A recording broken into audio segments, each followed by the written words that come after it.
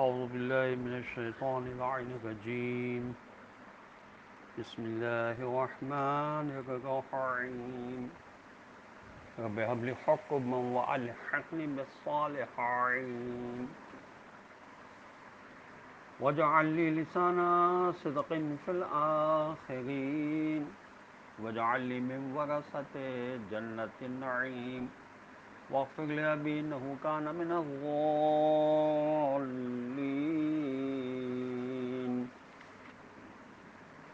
ولا تخزني يوم يبعثون.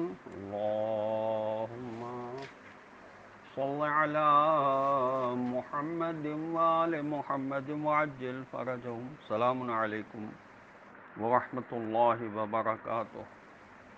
اللہ تبارک و تعالیٰ کا شکر ہے کہ میں نے سورہ مبارک شعراء جو قرآن مجید کا 26 نمبر کا سورہ ہے اس کی 5 آیات کی تلاوت کا شرف حاصل کیا. آیات کے نشانات ہیں 83, 84, 85, 86 اور 87. اب میں ایک ایک آیت کا ترجمہ اور اس کی مختصر تفسیر پیش کر رہا ہوں. آیت نمبر 83 کا ترجمہ یہ ہے کہ میرے رب مجھے حکمت عطا کر اور صالحین میں مجھے شامل فرما. حکم کے بارے میں اقوال بہت زیادہ ہیں. ہمارے نزدیک اس کے معنی حقائق کا فہم ہے. حضرت ابراہیم علیہ السلام اپنے رب کی تعریف بیان کرنے کے بعد عملاً اسی سے اپنی وابستگی کا اظہار فرماتے ہیں اور اپنے لیے ایک ایسی چیز کی درخواست کرتے ہیں جو حضرت ابراہیم علیہ السلام جیسے اولو العزم نبی کی نظر میں سب سے اہم ہے. وہ ہے رب حبلی حکمن، پروردگار مجھے فہم عنایت فرما کہ میں اس راز کو سمجھوں جس کے بعد میرا ہر فیصلہ صائب ہو جائے. چنانچہ اللہ تعالیٰ نے ان کی یہ دعا سن لی. وَلَقَدْ آتَيْنَا إِبْرَاهِيمَ رُشْدَهُ مِن قَبْلُ وَكُنَّا بِهِ عَالِمِينَ. سورہ انبیاء قرآن مجید کا 21 نمبر کا سورہ، اس کی آیت نمبر 51 میں ارشاد ہوا، اور بتحقیق ہم نے ابراہیم علیہ السلام کو پہلے ہی سے کامل عقل عطا کی اور ہم اس کے حال سے باخبر تھے. تو حکم یعنی حقائق کا فہم ایک ایسی اہم چیز ہے جو انبیاء علیہ السلام کو اللہ کی طرف سے عنایت ہوتی ہے. سورہ مبارک یوسف قرآن مجید کا 12 نمبر کا سورہ، اس کی آیت نمبر 22 میں ارشاد ہوا، وَلَمَّا بَلَغَ أَشُدَّهُ آتَيْنَاهُ حُکْمًا وَعِلْمًا. اور جب یوسف علیہ السلام اپنی جوانی کو پہنچے تو ہم نے انہیں علم اور حکمت عطا کی. اسی سورہ انبیاء کی آیت نمبر 74 میں ارشاد ہوا، وَلُوطًا آتَيْنَاهُ حُکْمًا وَعِلْمًا. اور لوط علیہ السلام کو ہم نے حکمت اور علم عطا کیا. پھر ارشاد ہوا سورہ انبیاء ہی کی آیت نمبر 79 میں، وَفَحَّمْنَاهَا سُلَيْمَانَ وَكُلًّا آتَيْنَا حُکْمًا وَعِلْمًا. تو ہم نے سلیمان علیہ السلام کو اس کا فیصلہ سمجھا دیا اور ہم نے دونوں کو حکمت اور علم عطا کیا. اس کے بعد ابراہیم علیہ السلام فرماتے ہیں وَأَلْحِقْنِي بِالصَّالِحِينَ. جس صلاح کی حضرت ابراہیم علیہ السلام جیسے اول الصالحین درخواست کر گئے ہیں، وہ ایسی صلاح ہے جو رہتی دنیا تک تمام عالمین کے لیے صلاح کا نمونہ ہو. شیخ طوسی علیہ رحمہ صلاح کی تعریف اس طرح کرتے ہیں کہ اللہ نے جس چیز کا حکم دیا اور جس چیز کی طرف دعوت دی ہے اس میں استقامت دکھانے کو صلاح کہتے ہیں. الصالحین سے مراد وہ انبیاء علیہ السلام ہیں جو حضرت ابراہیم علیہ السلام سے پہلے گزرے ہیں. حضرت ابراہیم علیہ السلام اگرچہ جلیل القدر نبی خلیل خدا ہیں، تاہم اپنے آبا و اجداد سے وابستگی کو اپنے لیے شرف سمجھتے ہیں. اب خدا کی معرفت کے بعد خدا سے دعاؤں کا سلسلہ شروع ہو جاتا ہے.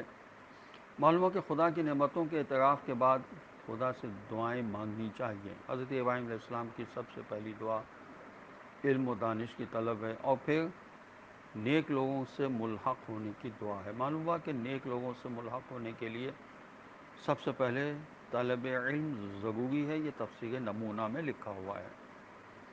حکم اور حکمت کی بنیاد ایک ہی ہے. حکمت کے معنی علم اور معرفت کے ذریعے حق تک پہنچنا ہوتا ہے.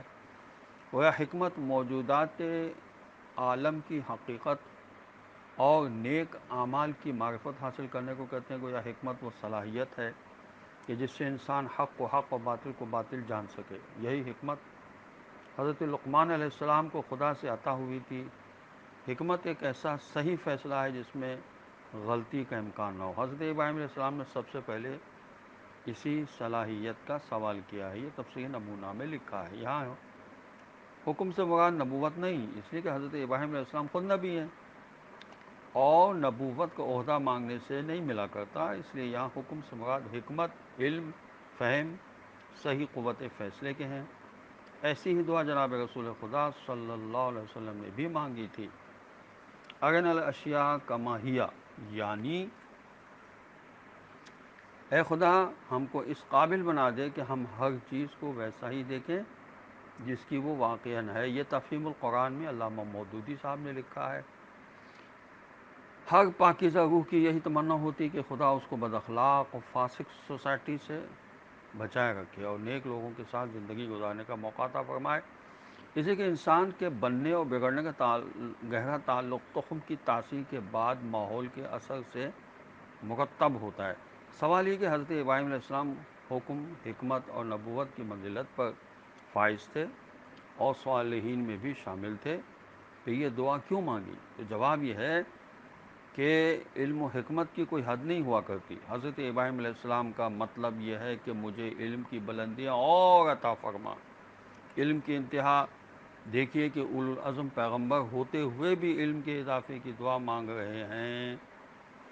جناب امیر المومنین علیہ السلام نے ارشاد فرمایا کہ علم تم کو بلند مقام پر پہنچائے گا اور حکمت تم کو صحیح راستے کی نشاندہی کرے گی.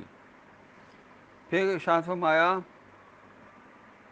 حکمت کی بات جہاں کہیں ہو اس سے حاصل کر لو، کیونکہ حکمت منافق کے سینے میں بھی ہوتی ہے، لیکن جب تک اس کی زبان سے نکل کر مومن کے سینے میں پہنچ کر دوسری حکمتوں کے ساتھ بہل نہیں جاتی، تڑپتی رہتی ہے.